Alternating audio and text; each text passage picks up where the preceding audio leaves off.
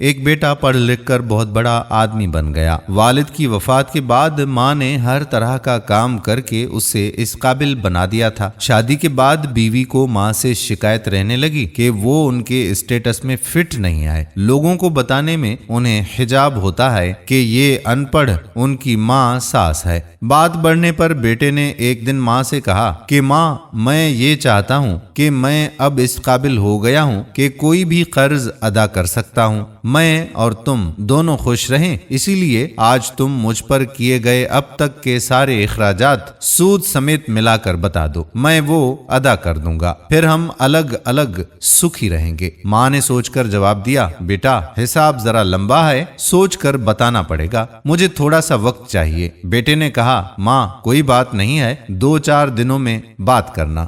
رات ہوئی، سب سو گئے۔ ماں نے ایک لوٹے میں پانی لیا اور بیٹے کے کمرے میں آئی اور بیٹا جہاں سو رہا تھا اس کے ایک طرف پانی ڈال دیا۔ بیٹے نے کروٹ لے لی، ماں نے دوسری طرف بھی پانی ڈال دیا۔ بیٹے نے جس طرف بھی کروٹ لی، ماں اسی طرف پانی ڈالتی رہی۔ پریشان ہو کر بیٹا اٹھ کر چیخ کر بولا، ماں یہ کیا کیا ہے؟ میرے بستر کو پانی پانی کیوں کر ڈالا؟ ماں بولی، بیٹا تو نے مجھ سے پوری زندگی کا حساب بنانے کو کہا تھا، میں ابھی یہ حساب لگا رہی تھی کہ میں نے کتنی راتیں تیرے بچپن میں تیرے بستر گیلا کر دینے سے جاگتے ہوئے کاٹی ہیں۔ یہ تو پہلی رات ہے اور تو ابھی سے گھبرا گیا؟ میں نے تو ابھی حساب شروع بھی نہیں کیا ہے جسے تو ادا کر پائے۔ ماں کی اس بات نے بیٹے کے دل کو جھنجھوڑ کر رکھ دیا۔ پھر وہ رات اس نے سوچنے میں ہی گزار دی۔ شاید اسے یہ احساس ہو گیا تھا کہ ماں کا قرض کبھی نہیں اتارا جا سکتا۔